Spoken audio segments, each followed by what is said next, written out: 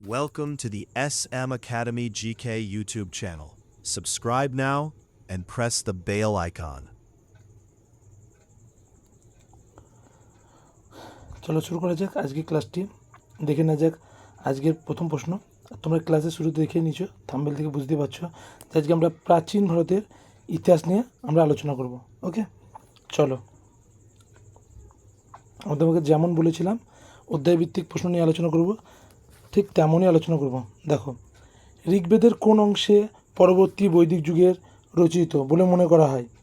দশম মণ্ডল, option D সঠিক হয়ে যাবে। নেক্সট দেখো, ঋগ্বেদে মোট কয়টি স্তোত্র রয়েছে? 1028টি, অপশান বি সঠিক হয়ে যাবে। সত্যমেব জয়তে এই কথাটি কোথা থেকে গৃহীত হয়েছে? মুন্ডক উপনিষদ। এটা ভেরি ইম্পর্টেন্ট কোশ্চেন। ওকে, নেক্সট দেখো, বেদ পাঠ করার নিয়মাবলী সাহিত্য যে নামে পরিচিত তা হলো বেদাঙ্গ, অপশান সি সঠিক হয়ে যাবে। নেক্সট, ত্রিপিটকের পিটক এই কথাটির অর্থ কী? ঝুড়ি, অপশান ডি সঠিক হয়ে যাবে। ভারতের চতুর্বর্ণ প্রথার উল্লেখ পাওয়া যায় ঋগ্বেদের দশম মণ্ডলের পুরুষ সূক্তে। নেক্সট, ষোড়শ মহাজন পদ সম্পর্কে যে গ্রন্থ বা গ্রন্থগুলির থেকে জানা যায় সেটি হয়ে গেল এক ভগবতী সূত্র এবং অঙ্গুরত্ব নিকায়, অর্থাৎ অপশান এ এবং বি উভয় হয়ে যাবে। নেক্সট, বেদ সংশ্লিষ্ট কোন প্রকার গ্রন্থ বানপ্রস্থ জীবনের ধর্মতত্ত্ব আলোচিত করেছে? আরণ্যক, অপশান সি সঠিক হয়ে যাবে। শব্দ সংখ্যার নিরিখে পৃথিবীর একক বৃহত্তম কাব্যগ্রন্থ কোনটি? মহাভারত।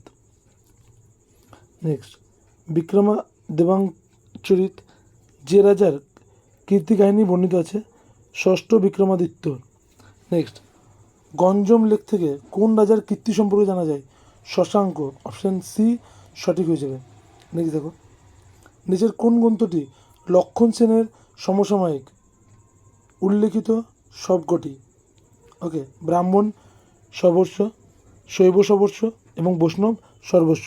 ওকে, নেক্সট, যাগযজ্ঞের রীতিনীতি, আচার উচ্চারণ, আচার অনুষ্ঠান ইত্যাদি সম্পর্কে বেদের যে অংশে উল্লেখ আছে তা হলো ব্রাহ্মণে।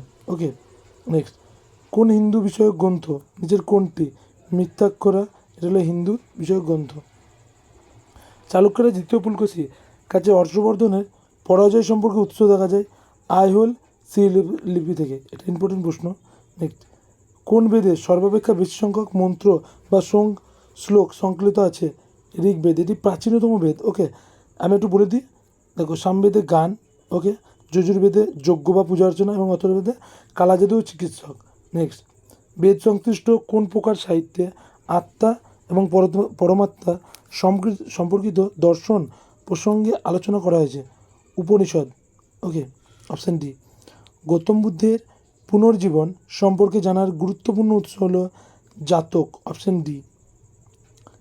নিচের কোন গ্রন্থটি রাষ্ট্রকূট রাজা অমোঘবর্ষ রচিত? রত্নমালিকা এবং কবিরাজ মার্গ, এই উভয়ই ওনার রচিত, সুতরাং অপশান এ এবং বি উভয় সঠিক হবে।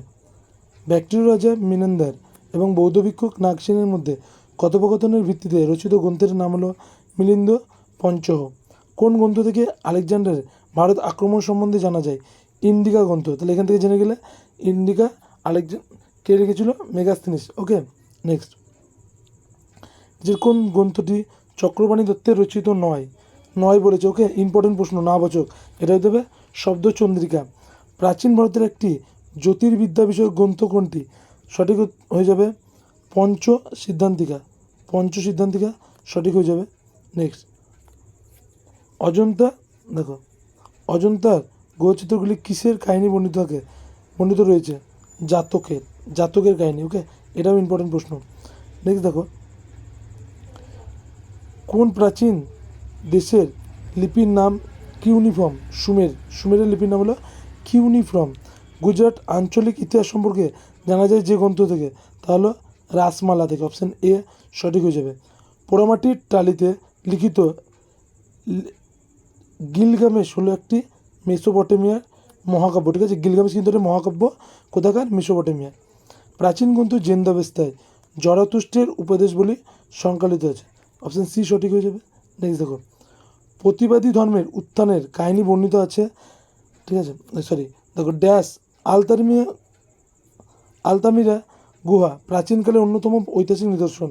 এটা হবে স্পেনের, অপশান সি সঠিক হয়ে যাবে। ওকে, এবার নেক্সট দেখো, আমরা এই চ্যাপ্টারে কিছু প্রশ্ন আলোচনা করবো, আরও কিছু অতিরিক্ত প্রশ্ন আলোচনা করবো যেগুলো কিন্তু বিভিন্ন পরীক্ষায় এসে গেছে পূর্বে, যেমন ধরো WBCS, হ্যাঁ, পিএসসি মিসলেনিয়াস, মেন, এইসবে। দেখো, আর্যভট্ট বরামের কোন যুগের মনীষী ছিলেন? গুপ্ত যুগের। নেক্সট, বৈদিক সাহিত্যের রচনাকাল 1500 থেকে 500 খ্রিস্টপূর্বাব্দ। কবি জয়দেবের গীত গোবিন্দ রচিত কোন ভাষায়? সংস্কৃত ভাষায়। নিম্নোক্ত ব্যক্তিদের মধ্যে কে মিথ্যাক্ষরা লিখেছেন? বিজ্ঞানেশ্বর।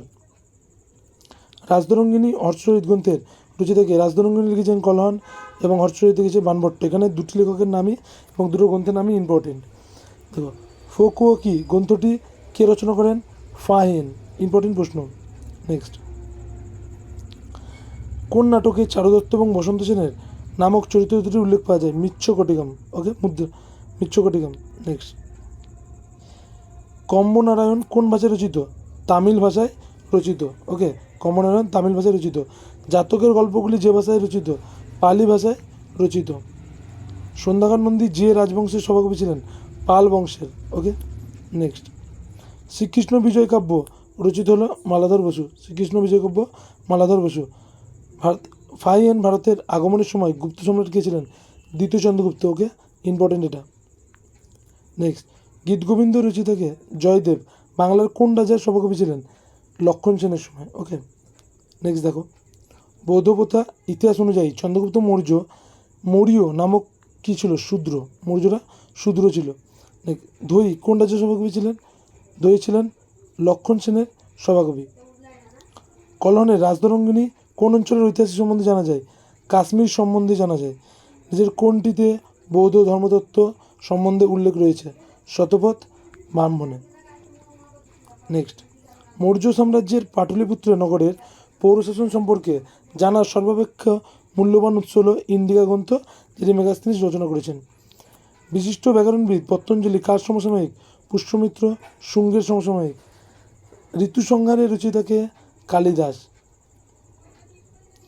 আজকের এই সেকশনটি এখানে শেষ করছি।